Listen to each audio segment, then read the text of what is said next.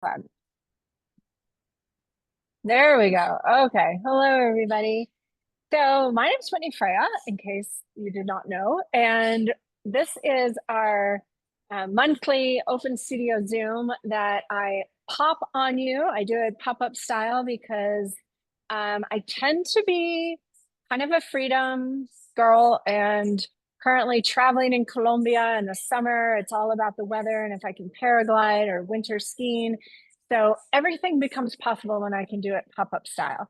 I'm currently in the mountain town of Jericó in Colombia, which is in the Cauca River Valley, and just got back from the Pacific coast of Colombia, which wow, felt like a whole different world. And I will hop in the Whitney Freya Studio group and share a bit about that because, yeah, it was amazing. And I'm kind of coming back to reality just today, just this afternoon. So we're calling on all benevolent beings to keep this internet going and keep my stream of consciousness in alignment, which is our theme for 2025, living more and more in alignment. And I want to speak to a word that I'm sure I heard somewhere years ago, and it's artivist. So instead of activist, it's artivist. And back in like September, I got curious about creating a quiz for marketing purposes to find more of you all, find more of my soul sisters and occasional soul brothers, people that are wanting to and leaning into how we can make a difference with our creativity. And lo and behold, wow, seems pretty timely. And so some of you are here because of my call to Artemis, and I want to unpack that a little bit. And my intention for this circle is to unpack the artivism and then offer you time and space to play in your journal, which of course you're welcome to be doing right now, as we unpack this creative energy, this creative frequency, why I believe you've been attracted to it, why you've been attracted to it, a la Whitney Freya style, which is a la what we'll get into. And then I would love to have kind of whatever roundtable discussion, because I have no doubt that for myself personally, this community is going to be highly vital and important for my well-being over the next however much time. And I want that for you as well, because you all motivate and inspire me so much. Okay, before I start crying, I just felt that coming on. I want to unpack artivist. So artivist is clearly a play on the word activist.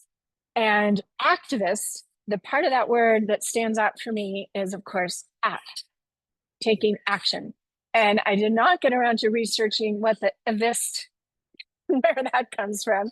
If any of you are like Latin scholars or wordsmiths and you know what the avist is, type it in the chat.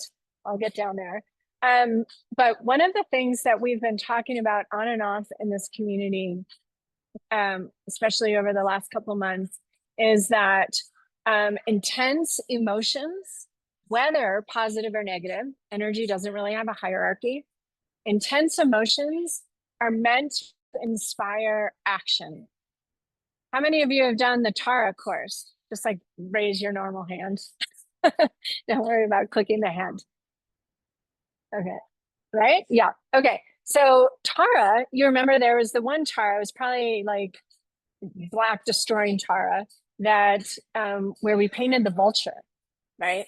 And sometimes some of us had a hard time with that dark energy. There was I think there's a red destroying Tara. There's lots of dark Taras that challenge our kind of sugar and spice and everything nice, good girl kind of persona that I know, at least I have danced with throughout my life. And in those Taras, what we learned is that anger is meant to inspire.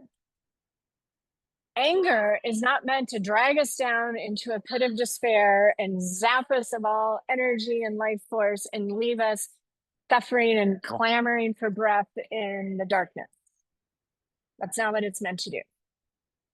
And I'm just kind of going off here. You think about how little anger we as women have been allowed to express in general. I remember being with Suzanne Hanna in Alaska doing her wilderness walk, and towards the end of the week, and she specializes in shadow work, she has this foam covered bat. Like literally, she takes this around with her. And the exercise was to, one at a time, we got the bat and we whacked the tree and shouted at the tree. And her prompt was to get angry. And so, the typical, myself included, was like, meh, bad you, shoo, And by the end, we were whacking at the tree, and she told us what will happen. You get really angry, and then you will start crying, and then you will start laughing. And every single time, that's what happened. And so the laughter, just think about that for a second. Anger, tears, laughter. And I believe that is more exemplary of what anger is meant to inspire.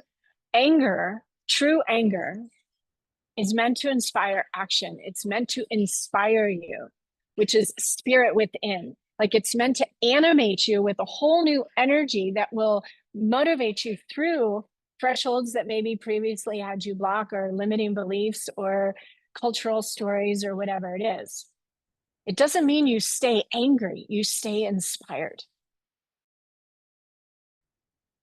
And so one of the things we've been talking about in this community is, if you're feeling anger, get curious about that anger, feel it, for sure, feel it.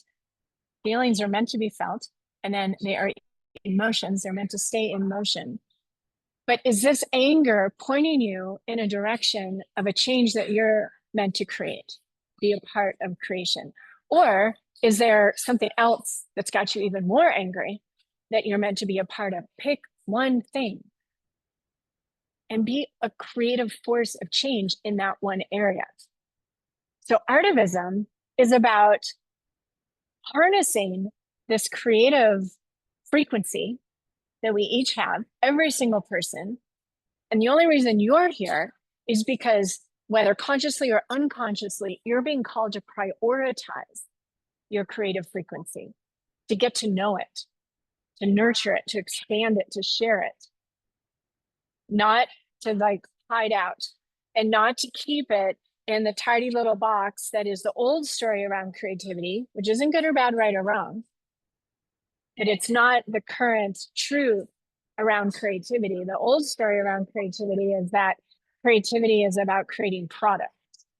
That the only reason to paint or make your mark is if someone would buy it, if it's going to bring you some sort of financial gain.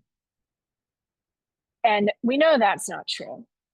As human beings, since the beginning of time, we have created, we have made our mark, we have worked with symbols and sound and design and pattern to express ourselves, to declare ourselves here and visible and vital. It's connected us to a bridge that ushers in what's coming. This is the shamanism, the ability to dance with the unknown, to perceive what is available and bring it in. This is 30 Days to Unstoppable, that the unstoppableness is available to you when you realize that you're in a co-creative relationship, that there is something wanting to come through you. So take a moment and think about where we are right now in the matrix of, at any given point, we're either coming from fear or love. At any given point, we're coming from fear or love.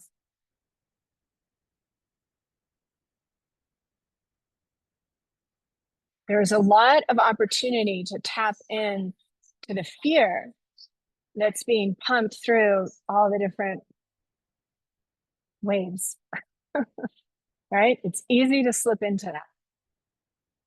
And then I'm thinking about all the places I've been in the last 2 weeks and all the people I've met. And I haven't seen okay, let me think. Okay, maybe I felt a tinge of fear, like a version of fear on a paragliding launch, getting ready to launch, right? But in the people I've met, including I was just on the Pacific coast of Colombia, which if you all search Pacifico, Colombia, it is like an entirely different world.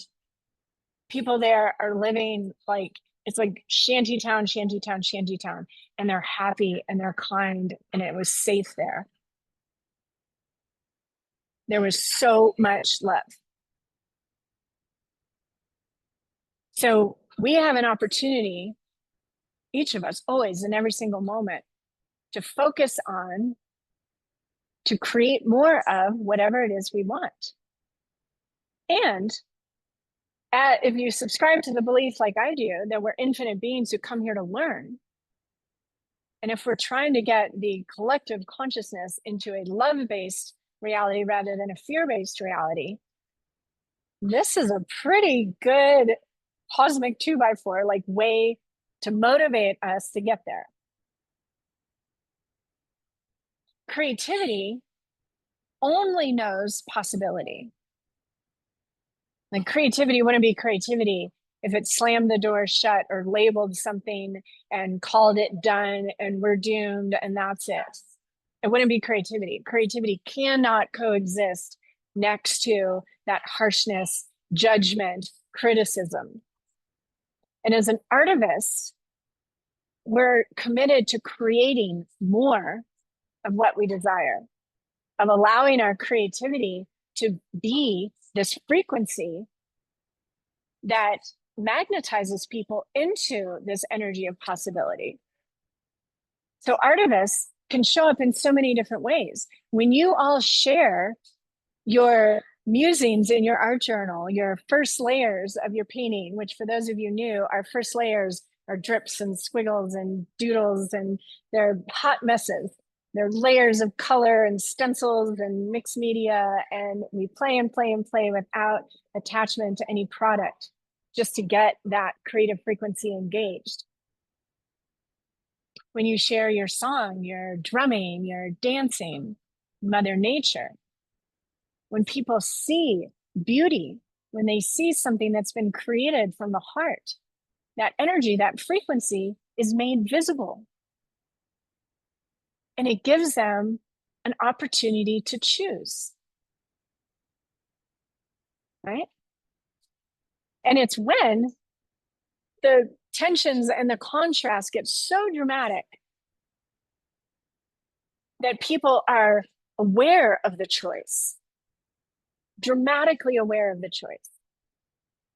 So this is where we paint bigger, we share more, we invite friends to sit around the table. It's not about teaching them how to paint in the painting example, which of course I'm super passionate about. It's about engaging them, offering them this energy of possibility.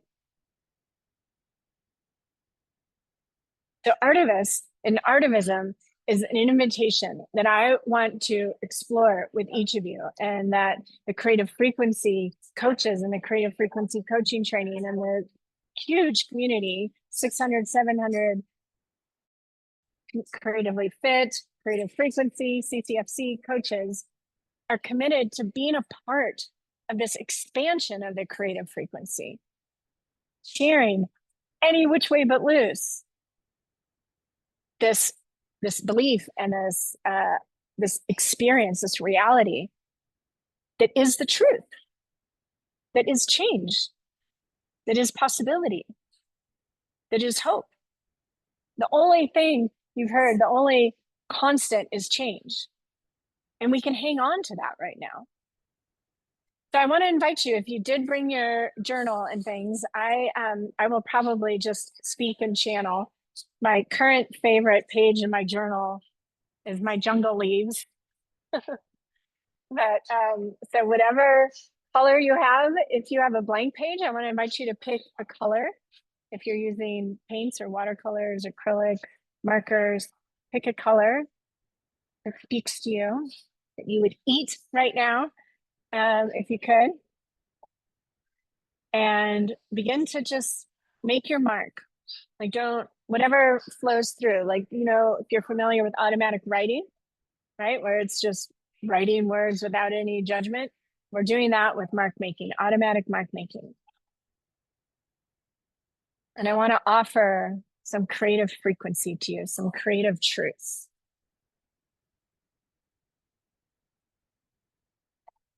And this is what artists are passionate about sharing. They're passionate about living from this place. Curiosity. Creativity is curiosity. And you're welcome to do automatic writing in your journal as well. Creativity gets curious because it is the energy of change, of newness, of birth, of growth. It's the snowflake forming in the clouds and falling to the ground. It's the buds that will reappear on the tree branches this spring. It is expansion. It is possibility. Creativity does not judge.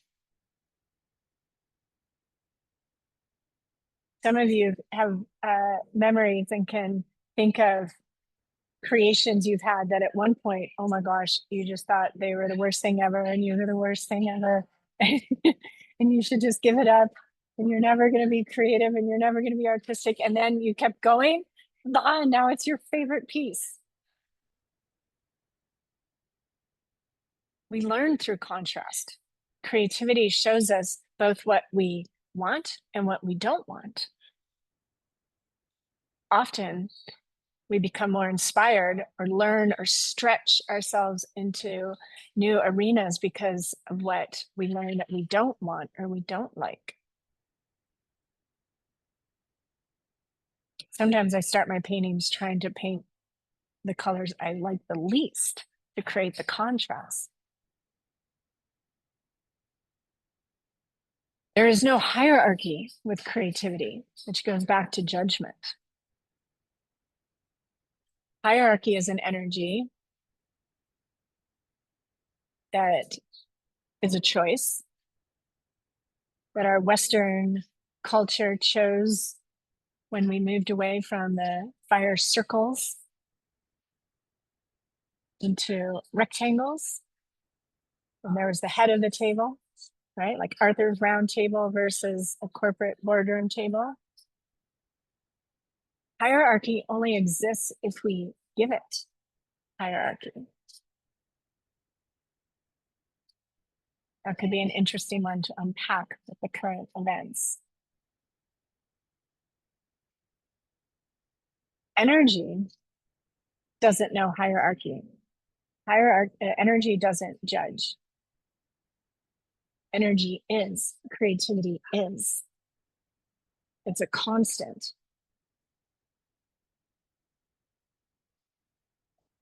So when you're feeling that fear, that insecurity, the anger, the uncertainty, you can go to your art journal, you can go to your canvas, you can pick a color and engage with this creative frequency and let it shift your consciousness to understand it's the this too shall pass. There can only be change.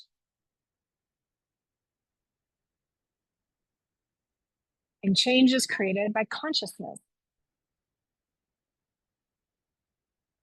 So as artists, what we choose in these times where we choose to send our attention, what we choose to create, what we choose to click on, what we choose to share is highly creative for ourselves first and for others. Creativity only knows the interconnectedness of everything. Think of Mother Nature. She is the ultimate, well, she's one of the ultimate examples of creativity. There is not a single element of nature that stays the same forever. It cycles, there are patterns, There are ebbs and flows. And in its purest form, the dramatic contrasts in nature are meant to bring it back into balance. So when you think of the natural phenomenon that we've experienced lately, fires, floods, hurricanes, how much of that is the creative frequency of Mother Nature attempting, encouraging us to come back into balance.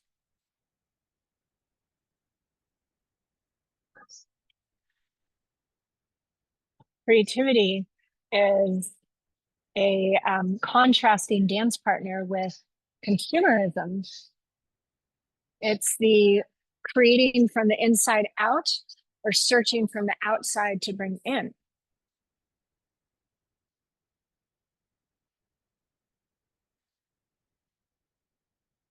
We have a lot of creative potential right now, a lot of possibility and changes waiting to be realized. And creativity, since it doesn't subscribe to hierarchy, is not a top-down process. It's a bottom-up. It's a roots up. It's the soil. It's not the bloom. It's the minerals and the elements that nurture the growth. So you all are like this fertile soil, us together,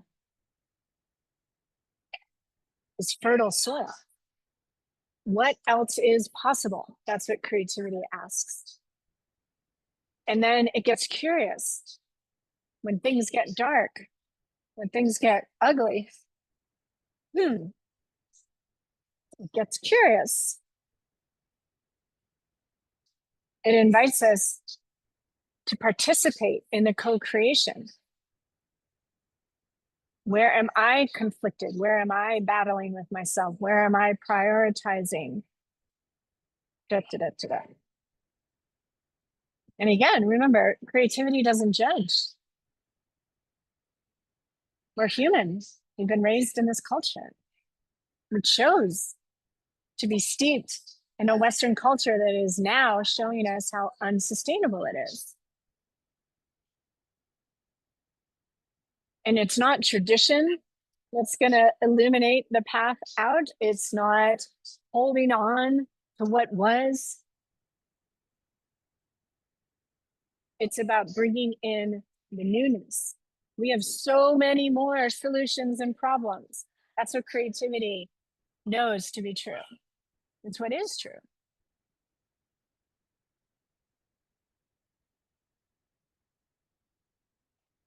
Creativity resonates with interconnectedness, that none of us exist as an island.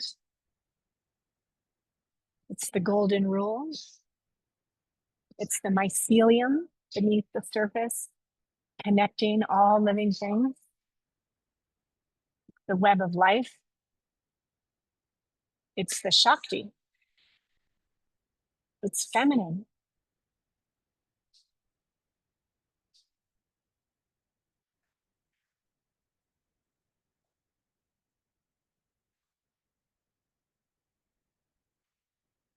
Creativity, the Shakti, is the life force that births newness.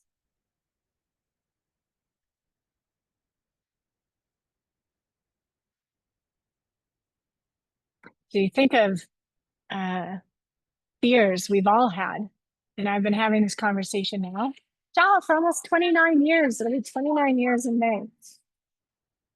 29 years I've witnessed over and over and over. And the whole reason I teach painting is because of how afraid people are in general to paint, to put the brush to the canvas. And think about it. Think about for you. Maybe you're still there. Maybe you can remember the fear of making a mistake, the fear of not being good enough, the fear of being judged.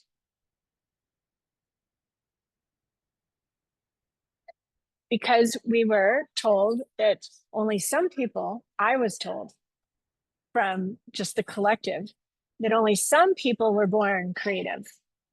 I remember like in elementary school, maybe if someone was really good at drawing, it was like, oh, well, her grandmother was an artist, right? That story around creativity was not created by the feminine. And again, you all who know me, and those of you who don't, I do not believe in good or bad, right and wrong. There is the dark and the light in everything. I am thoroughly grateful as an independent creative woman that I get to be here now to be a part of the reclamation of creativity and the feminine. The liberation can't come unless we've experienced the submission and the entrapment and the enslavery and the da da da da da. And it's the same way creativity and the arts have been treated in this Western capitalistic culture, right? And again, it's like unpacking it. So what's going on in the headlines is symbolic of these bigger truths. It's a belief in scarcity. It's a ignorance to the interconnectedness of everything, or a choosing to serve oneself first over others. None of that is sustainable, and none of it is truth. And it's not sustainable. But the pace at which we move through these times is determined by the level of consciousness we bring to it.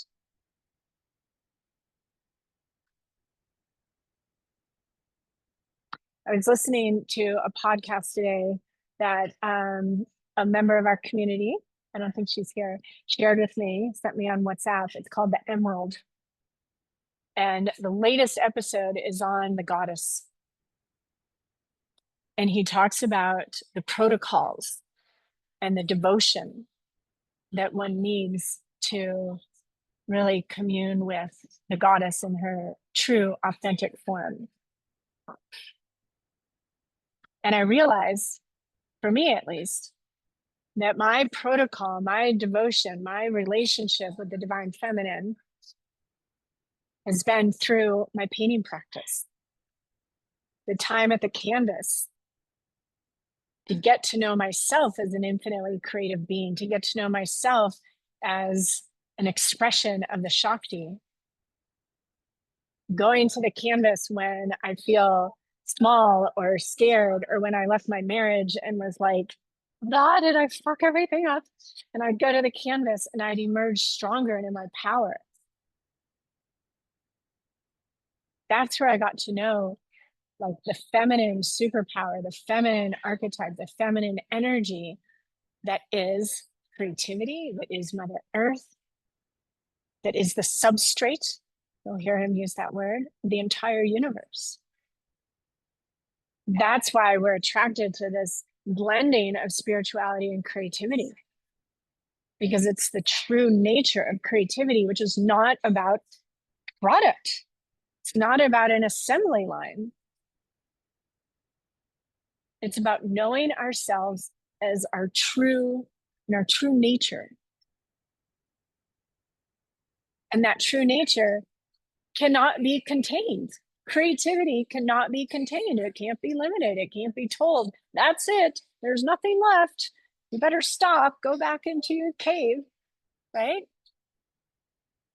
It only knows expansion. So when you look at it symbolically from a place of non-duality, which means there's no good or bad, right or wrong, and the threat to the feminine that is right now, on a symbolic level, it's the disempowerment of this creative, expansive, interconnected, love-based energy. And personally, I'm not going to be a part or a collaborator in that idea, that agenda. And it doesn't mean, and I'm choosing not to play in that level of consciousness. It's calling me to how can I be even more of what I want to see in the world, right? And so that's what I want this community to know, that we are here for each other, and together we can amplify this. We can share this so much more, right? Because when we're together, whether it's in the Facebook group or together in person, it's just this like fireworks constantly, this like water meet each other with what? Possibility, with expansion, with abundance, with what if you did this? That sounds amazing, but how can I help you? There is no separation, because your authentic, aligned self-expression shines a light and gives me permission to do the same. And we can ripple that out. We can keep rippling that out. Right? Cha, cha, cha.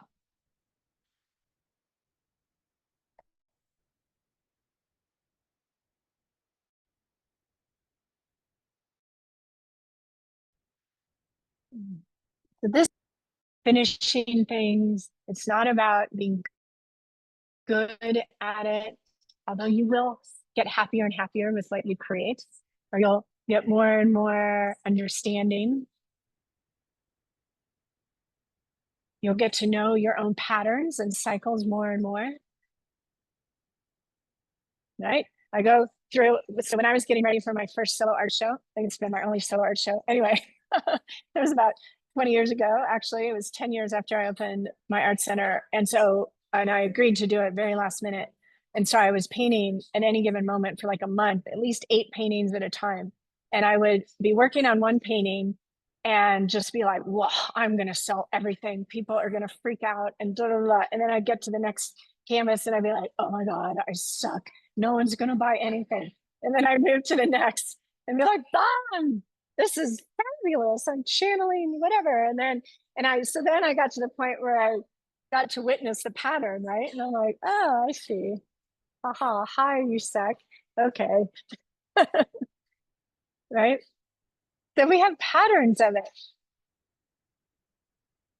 It's not about always feeling creative or always feeling inspired. It's about understanding that your creative practice is the hummus of your being. It is the Shakti, it is the fuel in the gas tank. It's the blood pulsing through your veins. It's not optional. You're creating whether you're aware of it or not. You're creating whether you're painting at the canvas or you're not. And there's value in those moments where you realize, oh, I haven't honored, I haven't done my creative practice, I haven't, and I feel different. Get curious then. Don't beat yourself up. Get curious. And then be like, okay, what would be the easiest way for me to go? Okay, blue, white, right onto the canvas, smear it around with your fingers, walk away.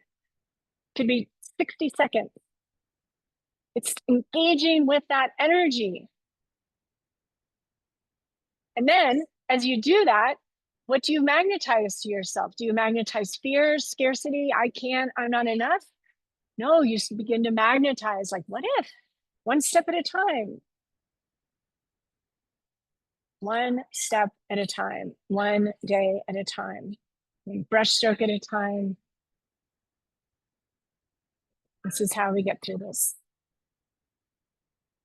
and how we do it more and more powerfully.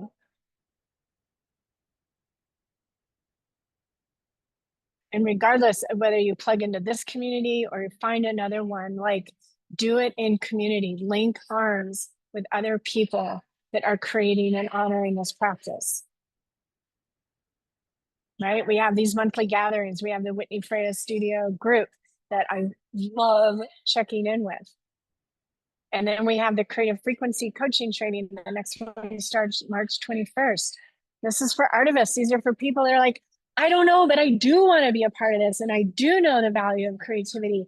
And I want to immerse myself in it more and more and more. I want to be it more and more and more. And I'm super curious how I can spread it and share it and ripple it.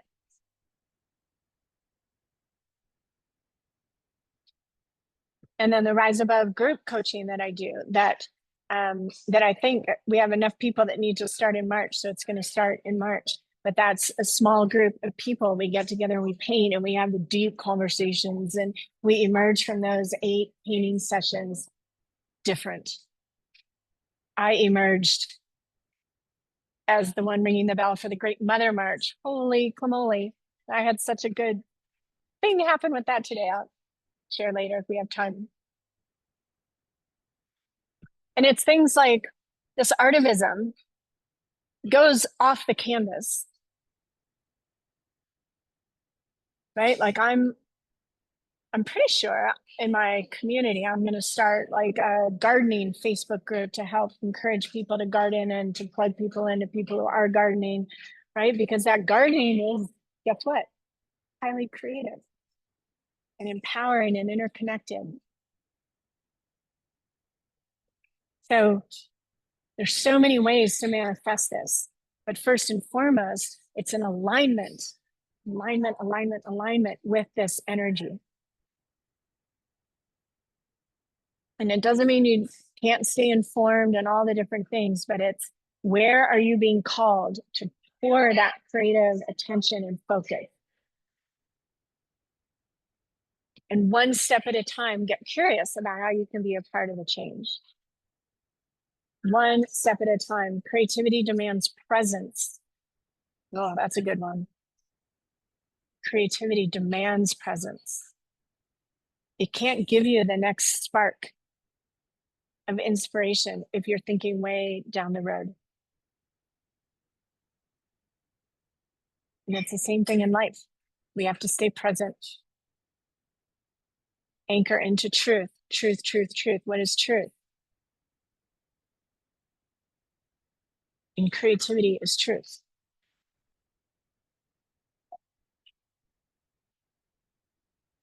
And if any of you have your symbol for the year, your symbol or symbols. So, so a lot of you know, and if you don't, maybe you have a word for 2025. I love to receive symbols. And so a lot of you, I know you do this with me. So look at your symbols, bring your symbols into your awareness right now. So I got my symbols in early November. Early November. Really early November, maybe even late October. And when I brought them to mind today, thinking about our gathering, I was like, oh, of course. So I have the lightning bolt, which is about focused energy. Instead of being this like dispersed, fragmented, scattered energy, focused energy. And the other one is the torus, like the toroidal field, like the donut sacred geometry, which is symbolizes or illustrates the magnetic nature of who we are. If you look up, of course, the earth has one, our bodies have them. And it reminds me to send my field down into the earth and then up into the sky and to realize that interconnectedness. So you can connect your symbols. And if you haven't received a symbol for 2025, and if you'd like to, just open up, just say, yeah, I want a symbol. I always get 2. I'm not sure why, but you open up to them, and what will happen is there'll be repetition. You'll start seeing something over and over, or maybe as soon as I say these things, you'll be like, I know exactly. So you've either seen something a lot, or it's come up in different ways. Like you've seen it, someone mentioned it, then it was right there when you opened up, your Instagram or Facebook or something. Or something appears to you in a totally way, and it like you get that zing, and then you get curious and you ask like, okay, is this meant to be my symbol? And in the next 24 hours it will repeat itself and you'll get one or 2. Usually I get an animal and like a symbol, but this year I got 2. I wouldn't even know. Lightning bolt, you could say, was kind of maybe, it's a nature element. as an artivist, a lightning bolt reminds me to focus my energy, not to allow it to be dispersed, fragmented.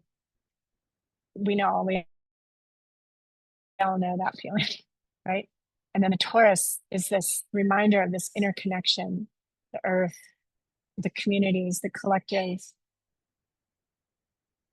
the expansiveness of who we are. We are both individuals and the collective. We are the wave in the ocean and the ocean. And I love that analogy the most. And having just been in the ocean, which is super exciting. And yesterday I rented a boogie board, which was interesting how my body responded to boogie boarding at this age. But wow, there's definitely individualized waves. Like some of them got big, some of them felt much better. And then sometimes they were just little ripples and then they would come back. There were pulses. There was a pattern. It was like the heartbeat of the ocean. But the waves are both individual and a part of the ocean. You are a wave and a part of the ocean. We just kind of weren't told the ocean part growing up, right? But now, this is how the bottom up, this is how this happens. It's the rising ocean. Hopefully not too literally. It's rising consciousness. Your family, your neighbors, your community, everywhere you go.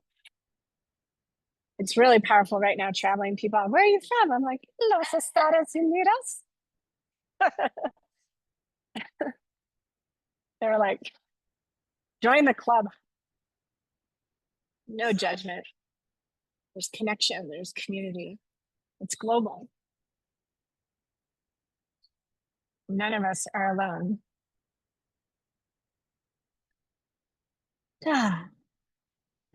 Okay, with that, what I think I'm going to do is I'm going to stop the recording, not because, but just for, I feel like the conversation opens up. If you watch the replay, thank you for watching the replay. Thank you for being here. And please reach out, plug in, all the things. We are here for you. And there is only possibility.